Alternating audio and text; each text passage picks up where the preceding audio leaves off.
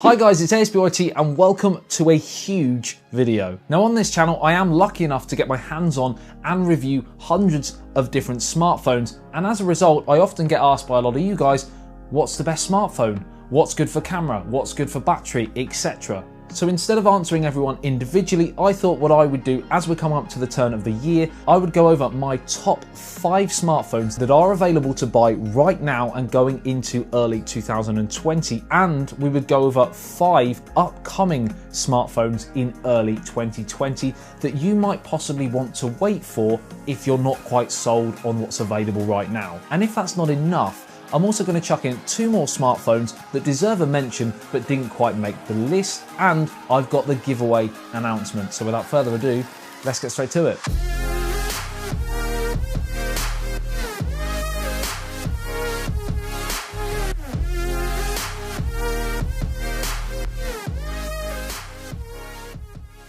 Right, now you may or may not have seen my video a couple of weeks ago on my top 7 smartphones that you might never have known existed. The underdog story, if you will, the non-flagships that didn't get the limelight they deserved, and I strongly recommend you watching that after this video if you're interested in that. But in today's video, it's all about the big hitters. They will range in price, but they all have a big reputation. So straight into it, the first phone on the list is the latest in a series which is often referred to as the pinnacle of the Android smartphone world. No compromises, full featured, pure, unadulterated flagship. It is of course the Samsung Galaxy Note 10 Plus. Now for the first time with the Note 10, they actually split the device into 2 tiers, a move that at the time, and still now, I didn't and don't think is a great idea. But outside of that, and the fact that they didn't increase the display refresh rate from 60Hz to match the likes of OnePlus and Asus and Realme, this phone is true beast. Snapdragon 855 or the in-house Exynos 9825, up to 12GB of RAM, 512GB of storage, and a micro SD card slot for additional external storage. It's got an industry-leading 6.8-inch Quad HD Plus dynamic AMOLED display, a hefty 4,300 mAh battery capacity with wireless charging, power share, and up to 45 watts fast charging, which is crazy quick. Great stereo speakers, IP68 water and dust resistant, and a camera that, while not the best in every situation, performs very solidly across the board and gives you great customization that will suit a lot of people. It's also the only real solid device on the market that comes with stylus integration. The S Pen allows you to control music, take photos, and much more, all with the stroke of a pen or an air gesture, which, as I stated in my launch video over in New York, I'm not a massive fan of. You also have the added bonus of DeX compatibility, so if you want to hook your phone up to a monitor for that almost full office experience, you can do that. One final feature that's a little bit bittersweet for me is software. I love Samsung's One UI, what they've done with it, how they've changed it from recent TouchWiz, etc. is brilliant. But with all Samsung devices, they are late to upgrade that software. The Note 10 range launched almost at pretty much the same time as Android 10, yet it launched with Android 9, and you won't be seeing Android 10 until probably spring in 2020 if other Samsung devices are anything to go by. So it's a beautiful looking phone, and if you don't mind the punch hole cutout or the substantial price tag, it's a full feature powerhouse that's really hard to argue against. Next up is the latest and greatest from a company who kind of started up as a bit of a cult brand, with a focus to deliver the best possible smartphone for the best possible price, to change the status quo in the industry, shake things up and upset the apple cart with the big boys. I am of course talking about OnePlus. Some years on and the landscape has changed slightly for them, as with a continuous rise in price, they can no longer really be classed as a flagship killer, but there's one thing for sure, they now make killer flagships. Yeah? Flagship killer. Yeah. So in this video, I am of course talking about the OnePlus 7T Pro, but it's the McLaren edition we've got here, which is the pinnacle.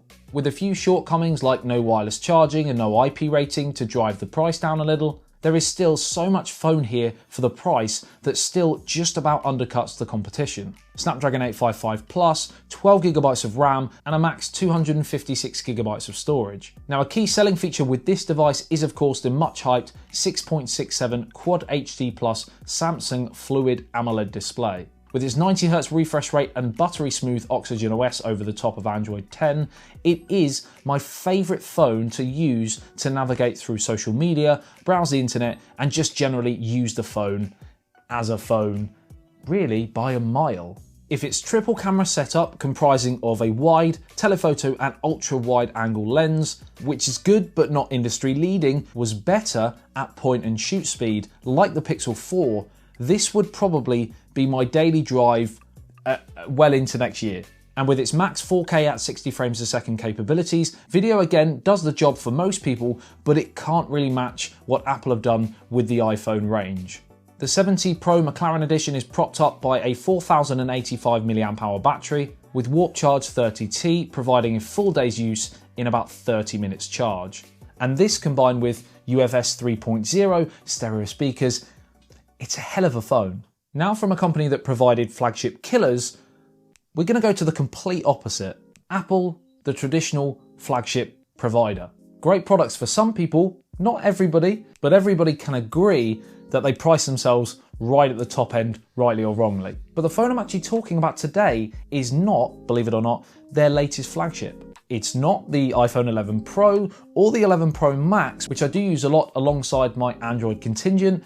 The phone I'm talking about is the standard iPhone 11. And that's because starting from £729 in the UK, it's not cheap, but it's significantly cheaper than the Pro and the Pro Max with not a great deal of compromise. The only real camera sacrifice from the Pro model is the lack of a telephoto lens, but you still get the primary and the ultra wide angle, which I personally think is the two lenses that I would choose over a telephoto lens. Subjectively, it takes some of the best photos around and is particularly popular for great landscape shots with good HDR and its portrait shots and selfies. But objectively, the iPhone 11 range has the best video capture capabilities of any smartphone on the planet. 4K at 60 frames a second on both the rear and the front cameras is the highest available at the time of recording this video. And the audio quality is really excellent as well.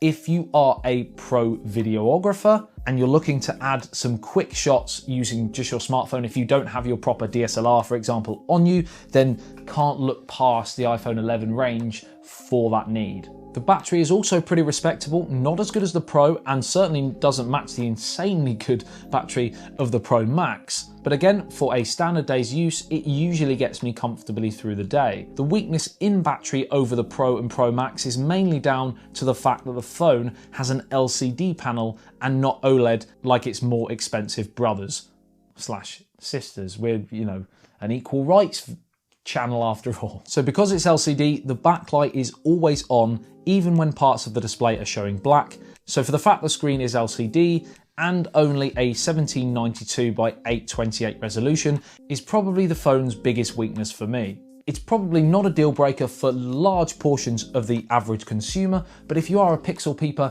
and display is incredibly important to you, then this is not for you. It's got 4GB of RAM, which may not seem a lot based on today's standards, but this combined with iOS 13 and Apple's A13 Bionic chip, the phone performs brilliantly well, and the benchmarks will be right at the top, even going quite a long way into 2020. Stereo speakers, IP68 water and dust resistant, wireless charging, round off a very competitive phone. And if you're one of these people that is heavily ingrained in the Apple ecosystem, you've got an iPad, you've got a MacBook, you've got AirPods, for example, then it is another selling point. Next up is a hugely controversial one. This is the Huawei Mate 30 Pro. In my opinion, this is one of the most striking phones this year and feels the nicest and most premium in the hand. Notch aside, which has a purpose, housing a 3D facial recognition system, this is one sexy phone. With its beautiful waterfall edges, the immersion levels here are off the chart.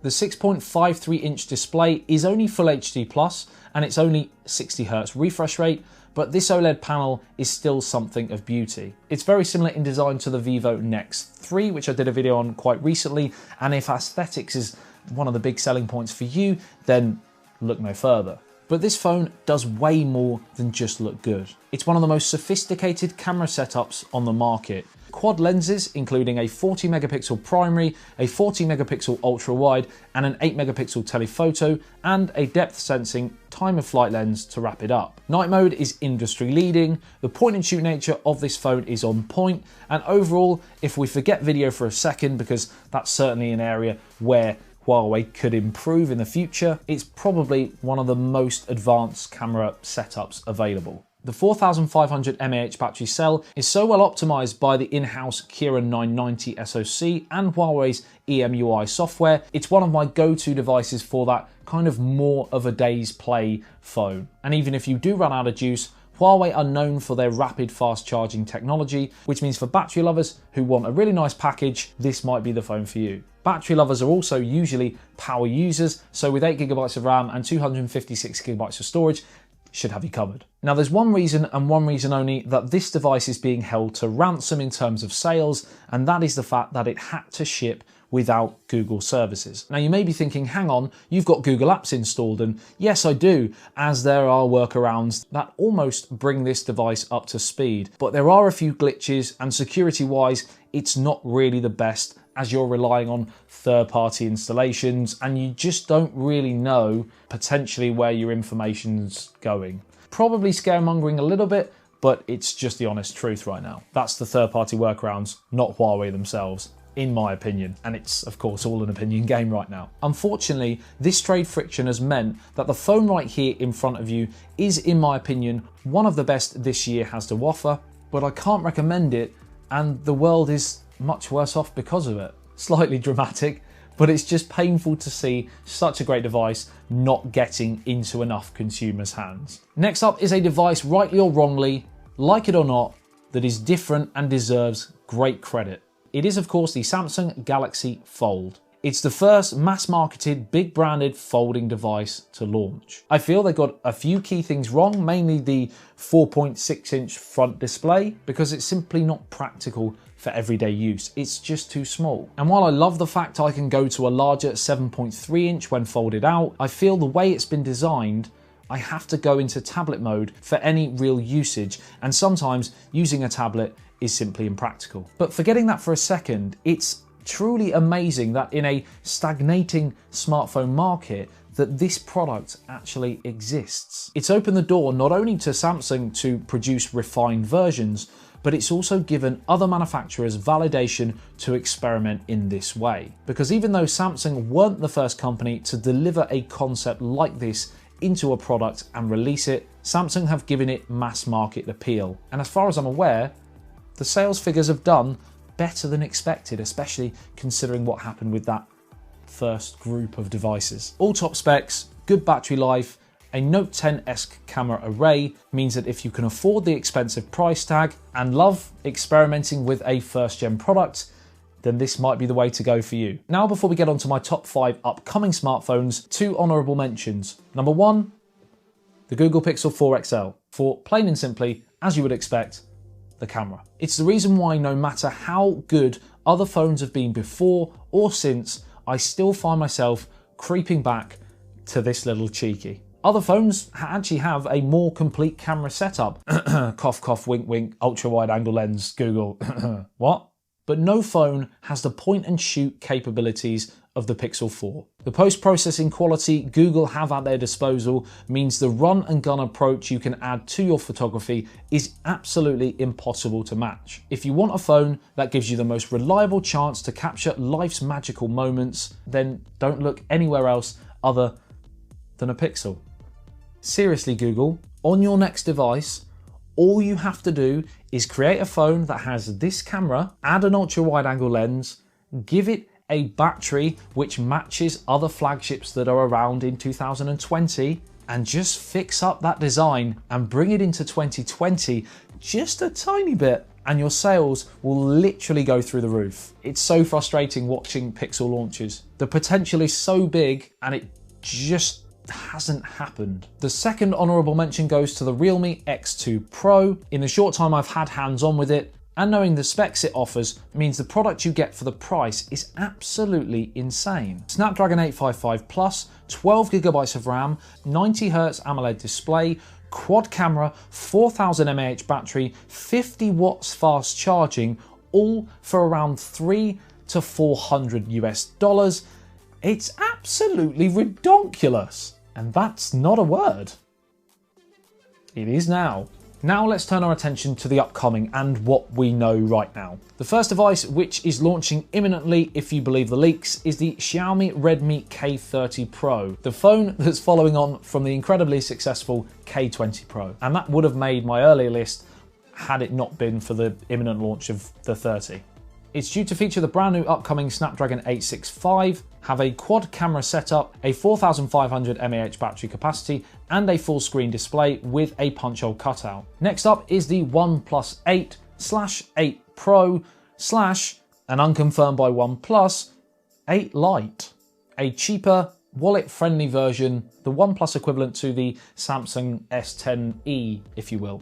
We believe OnePlus are adding this and continuing their other two-tier trend, even though at times it got a little bit confusing last year, especially with the immense improvements of the 7T and the incrementals of the 7T Pro, but potentially 3 devices on launch. Again, Snapdragon 865, punch hole cutout in the AMOLED display, and if early leaks are to be true, the 8 will have a single punch hole and the Pro will have a dual punch hole cutout. The latest renders appear to show the camera setups on the top left in a rectangular fashion on certain models, again unconfirmed, and also the Pro model is tipped to be ever so slightly smaller than last year's 7 Pro and 7T Pro, improving the form factor for a strong pet peeve of people that have small hands. Samsung are up next, and the triple tier is set to continue here as well. S11, S11 Plus and the S11e, with the max capacity of the Plus model expected to reach 5000 mAh, expect a powerhouse. We are due to see a larger battery across the board from the S10 range, so expect a larger, chunkier phone as a result. Something else that will be larger is the camera sensors, with an exclusive custom sensor already in the works, potentially exceeding what we've seen on the Xiaomi Mi Note 10 that just got released. Expect a real step up in camera performance from Samsung. With all the top 2020 specs, also expect Samsung to skip the 90Hz and go straight to 120Hz in their display technology, which in my opinion is a real must considering they were a little bit behind last year in that. Last year, this year, we're at the turn of the year, who knows? Next up is a mysterious one in the form of the Xiaomi Mi Mix 4. The Mix series is one of my favourite series of any brand. Striving to push design to the forefront of everything the phone is about, elegant, stylish, and just a beautiful bit of kit. It was a series that pretty much started this bezel-less wave in mainstream phone design, but it's now gone mysteriously quiet. The last phone was the Mi Mix 3, and that got launched in October 2018, over a year ago, so you'd be forgiven for thinking that Xiaomi had forgotten about this series. But fresh leaks have hinted at the 4 coming in the not too distant future. My guess would be probably around MWC in February. There have been leaked photos of the apparent Mix 4 supporting under the display front cameras, which would be the first in a commercially available smartphone, and could give the series a much needed new lease of life in a market that has caught them up. No leaks have been confirmed, of course, from Xiaomi. With an apparent 120Hz display, all the top specs including the Snapdragon 865 and 5G compatibility, this could be huge. And then we have another from Huawei, the P40 Pro. Expect 5 cameras, including a similar periscope setup to the P30 Pro, which is going to enable it to have optical zoom up to 10 times, and even better sensors, taking the 2020 smartphone camera game to the limit.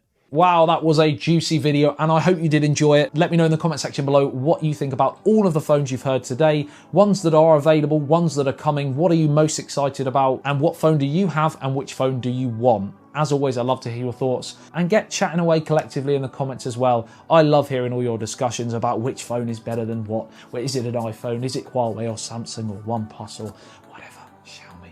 Like and share if you did enjoy this video and found it helpful, and make sure if you love breaking tech news, unboxings and reviews, then you are subscribed to the channel. Turn on the notification bell so that when I post videos, you are notified. It's been emotional. I love you and leave it. I'll see you in the next one. Says BLT. Peace out.